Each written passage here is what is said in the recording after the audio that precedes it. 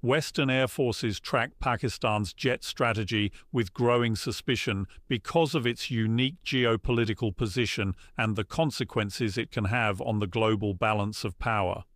Pakistan is not just another state developing fighter jets, it is a nuclear-armed nation sitting at a crossroads that connects South Asia, the Middle East, and Central Asia, and any shift in its air strategy is automatically linked with larger security concerns.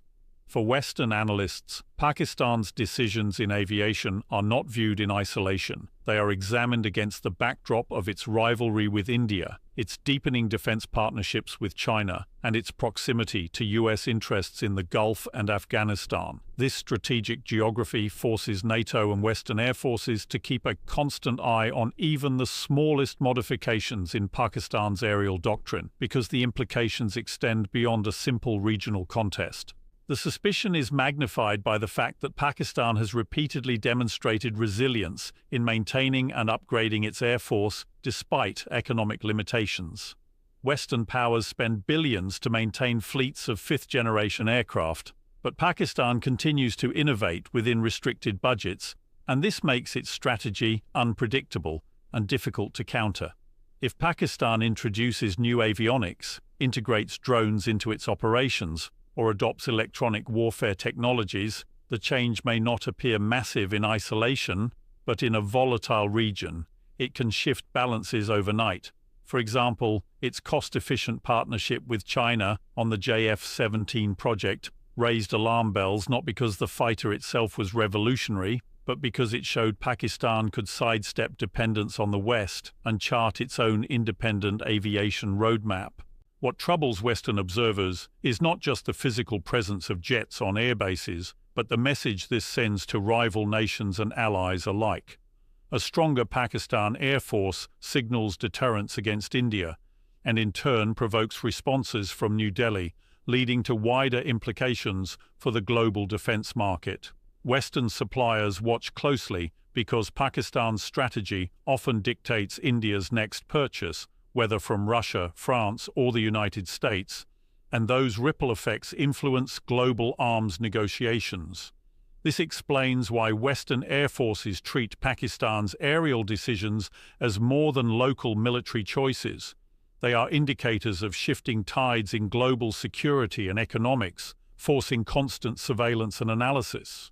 Pakistan's jet procurement and development strategy has long intrigued and unsettled Western observers because it does not follow the conventional model of air force modernization that NATO countries or their close allies tend to adopt. Instead of depending solely on one bloc or a single defense partner, Pakistan has chosen a blended approach where Chinese collaborations, Turkish defense inputs, and selective use of Western technology come together to create a hybrid arsenal. This unconventional procurement method introduces uncertainty because it produces fighter jets and aerial systems that are difficult to categorize or predict. For example, Pakistan's cooperation with China on the JF-17 Thunder brought forth a cost-effective fighter aircraft that could be customized with avionics from different countries, allowing flexibility that more traditional programs like the F-16 or Rafale do not easily accommodate. When Turkey stepped in with support in areas like drone technology and maintenance, the strategic picture became even more complex. This approach makes Pakistan less vulnerable to sanctions or supply chain restrictions, since it can shift from one partner to another, ensuring the continuity of its air power growth. Western military planners find this flexibility troubling because it complicates predictions of how Pakistan's air force will evolve in the next decade. In addition to its mixed procurement pattern, Pakistan's strategy demonstrates that it can operate outside the grip of Western defense monopolies. Many countries tied to Western suppliers are locked into expensive maintenance contracts and dependent upgrades, but Pakistan has managed to diversify its sources, which gives it more control over costs and operational timelines. This is particularly significant in a region where conflicts can erupt suddenly, and reliance on a single supplier can become a dangerous weakness. Pakistan has built relationships with multiple partners, enabling it to access different kinds of technology: Chinese missile systems, Turkish drones, Western radar upgrades, all feeding into a singular air strategy that does not mirror the predictability of NATO-aligned forces. From the Western perspective, this unpredictability creates a challenge for intelligence and defense assessments. If an adversary's air force grows in a way that doesn't follow known models, then anticipating its capabilities in combat becomes a harder task. This explains why Western air forces devote resources to track not only Pakistan's jets, but also the broader ecosystem of partnerships and deals behind them, because it is in that unconventional blend where the true strategic shift lies, and it is in that unpredictability where Pakistan's advantage can subtly grow without raising alarm bells until the changes are fully visible in the field. Pakistan's emphasis on cost-effective military innovation stands out in a world where air superiority is often measured by billion-dollar programs and cutting-edge stealth fighters that only a handful of nations can afford. While Western air forces pour astronomical sums into platforms like the F-35 Lightning II, Pakistan has adopted a different philosophy, focusing on affordable yet potent jets such as the JF-17 Thunder. What makes this strategy compelling is that it maximizes impact with limited financial resources, a trait that Western analysts cannot ignore. The JF-17, for instance, is far less expensive to produce and maintain compared to its Western counterparts, but it continues to receive steady upgrades in avionics, radar systems, and weapon capabilities, allowing it to remain relevant in evolving combat environments. By opting for a modular upgrade path instead of pursuing an entirely new generation of aircraft, Pakistan ensures it can incrementally enhance its air force without collapsing under financial pressure, and this demonstrates a strategic discipline that raises questions in Western defense circles about efficiency versus extravagance.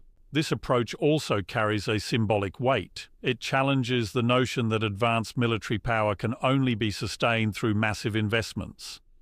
Pakistan, through its innovation, shows that strategic thinking, partnerships, and incremental development can create platforms that rival much more expensive jets in specific combat roles. For Western observers, this is particularly unsettling because it suggests that cost-effective innovation can level the playing field for smaller nations, reducing the technological monopoly that wealthier states often enjoy. A jet like the JF-17 may not outclass an F-35 in stealth or range, but when equipped with precision-guided munitions, advanced targeting pods, and electronic warfare capabilities, it becomes a formidable threat, especially in regional conflicts where large-scale air campaigns are unlikely. The psychological effect of this strategy is equally powerful. By demonstrating that it can field a competent air force without crippling expenses, Pakistan sends a message to adversaries that deterrence does not require matching budgets, only matching intent and capability. This unnerves Western planners because it highlights a pathway that other developing nations might follow, undermining the traditional defense industry model built around high-cost exclusivity. Furthermore, the flexibility of Pakistan's cost-efficient strategy ensures it can adapt quickly to changing realities, whether through domestic modifications or through external partnerships, making it difficult for Western analysts to fully gauge the limits of its power. In this sense, cost-effective military innovation is not simply about affordability. It is a deliberate strategy that reshapes the way smaller nations can assert influence in a world dominated by expensive superpower arsenals, and this explains why it remains under constant watch from Western air forces. Pakistan's air strategy is increasingly being recognized as part of a broader doctrine that goes well beyond traditional dogfighting and air defense. It is not limited to acquiring jets or showcasing aerial displays of power, but instead integrates multiple layers of hybrid warfare, creating a flexible and adaptive combat model. Western analysts have observed that Pakistan has woven drones, electronic warfare, precision-guided munitions, and data-driven targeting systems into its air force strategy, and this integration makes its aerial doctrine far more unpredictable. Unlike the Cold War era, where the strength of an air force could be measured simply by the number of fighter squadrons or the sophistication of individual jets. Modern warfare demands connectivity, adaptability, and a seamless coordination of diverse technologies. Pakistan appears to understand this shift, and it is actively positioning its air power not as a standalone force but as a hub that can coordinate with multiple other assets on the battlefield. A key aspect of this integration is the use of drones alongside fighter jets. Pakistan has invested heavily in unmanned aerial vehicles, many of them developed with Chinese or Turkish cooperation, and these drones are now capable of surveillance, targeting, and even carrying out precision strikes. When paired with fighter jets, they extend the reach and intelligence-gathering capacity of the Air Force, allowing pilots to make more informed decisions in real-time combat. Western defense experts find this worrying because it reduces the reliance on expensive, high-maintenance assets for every mission, giving Pakistan the ability to execute operations with a blend of manned and unmanned systems. Add to this the introduction of electronic warfare measures designed to jam or mislead enemy radar systems, and suddenly the battlefield becomes a space where Pakistan's relatively inexpensive innovations could neutralize parts of an adversary's high-cost arsenal. This hybridization also plays into the regional realities Pakistan faces. Its air force is not preparing for wars of global scale, but for rapid, localized conflicts where speed, flexibility, and surprise matter more than sheer volume of advanced aircraft. By merging its jets with hybrid tools, Pakistan builds a force capable of not just defending its airspace, but also projecting uncertainty into the minds of its adversaries. For Western observers, the concern is not just about the effectiveness of these methods in South Asia, but also about the precedent they set globally. If Pakistan demonstrates success in leveraging hybrid warfare through its air force, other nations with similar economic constraints may adopt this model, eroding the dominance of conventional Western doctrines. This is why Western air forces continue to track Pakistan's jet strategy so closely. It is not about individual planes, but about the system of integration that has the potential to redefine how aerial warfare is approached by states outside the traditional superpower sphere. Western strategists recognize that Pakistan's jet strategy is not merely about hardware and combat readiness, but also about the psychological and deterrence dimension that comes with projecting aerial power. For Pakistan, possessing an air force that appears increasingly modernized and capable is as much about shaping perception as it is about preparing for real battles. When its rivals, particularly India, view the growing sophistication of the Pakistan Air Force, they are forced to factor in the uncertainty of how these jets and technologies might be used in a conflict. This uncertainty itself acts as a deterrent, because wars are not always won by actual combat, but by the ability to make an opponent think twice before taking an aggressive step. By developing a cost-efficient but potent fleet, Pakistan signals that any miscalculation by adversaries will be met with a credible response, and this message is carefully observed not only in New Delhi, but in Western defense circles as well. The psychological element is heightened by Pakistan's deliberate showcasing of its capabilities in joint military exercises, air shows, and occasional strategic disclosures. For example, when new versions of the JF-17 are unveiled with upgraded radars or beyond visual range missile capabilities, the intention is not only to inform allies, but also to remind rivals that Pakistan has no intention of falling behind. Such actions feed into a broader deterrence narrative, where even modest advancements can have an outsized impact because of the rivalry-driven environment in South Asia. Western air forces and analysts closely monitor these signals, knowing that perception can sometimes outweigh raw numbers in determining strategic stability. Another dimension to this psychological warfare is that Pakistan's air strategy does not require parity with more expensive Western or Indian jets to achieve deterrence. Instead, the focus is on maintaining enough credibility to complicate the adversary's war planning. If an opponent knows that Pakistan can strike back effectively, even if on a smaller scale, the strategic balance is preserved. This philosophy unnerves Western planners because it demonstrates that deterrence can be achieved without spiraling defense budgets, and in some cases, perception alone can neutralize technological disadvantages. This posture also plays into Pakistan's diplomacy as it signals resilience and strength to allies and partners. By projecting an image of an air force that cannot be easily outmatched, Pakistan creates leverage in international negotiations and alliances. Western air forces, therefore, track these developments not only for their tactical value, but also for the broader influence they exert on Pakistan's regional and global standing. The psychological dimension of Pakistan's jet strategy blurs the line between military power and political signaling, making it a powerful tool that resonates well beyond the skies, and it is precisely this intangible strength that Western observers find both intriguing and concerning. Each time Pakistan advances its aerial capabilities, it sets off a chain reaction in the regional security environment that Western air forces cannot afford to ignore.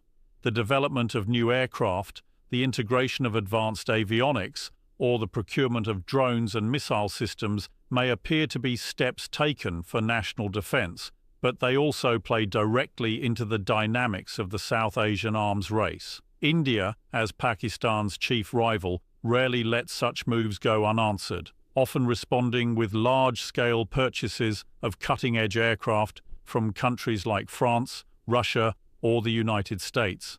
This cycle of response and counter-response transforms what might otherwise be bilateral military adjustments into regional and global concerns. For Western observers, tracking Pakistan's jet strategy is less about focusing solely on Pakistan itself and more about anticipating the ripple effects it causes, particularly in the broader defense economy and in the balance of power across Asia. The impact on the global arms market is significant. When Pakistan demonstrates that it can enhance its fleet with cost-effective innovations such as the JF-17 Thunder or partnerships with China and Turkey, India feels compelled to invest in high-profile, expensive systems like the Rafale. These purchases are not just military decisions. They are tied to major geopolitical alignments, strengthening India's ties with Western suppliers and shifting its diplomatic weight in the process. Western air forces and defense industries keep close tabs on Pakistan's moves because every development indirectly stimulates billions of dollars in contracts, influencing the trajectory of defense spending worldwide. The arms race dynamic also creates opportunities for NATO countries to expand their own influence in South Asia by supplying India with technology meant to counterbalance Pakistan's more affordable strategies. At the same time, this regional competition does not remain confined to South Asia. The strategies and procurement patterns developed in Pakistan and mirrored by India influence other nations with similar constraints or rivalries. Smaller states in the Middle East, Africa, or Southeast Asia may look to Pakistan's example as proof that they too can maintain credible deterrence without relying solely on Western-style big-budget programs. This diffusion of strategy challenges the dominance of Western models of air power, forcing Western militaries to study Pakistan's every step as both a case study and a potential blueprint for others.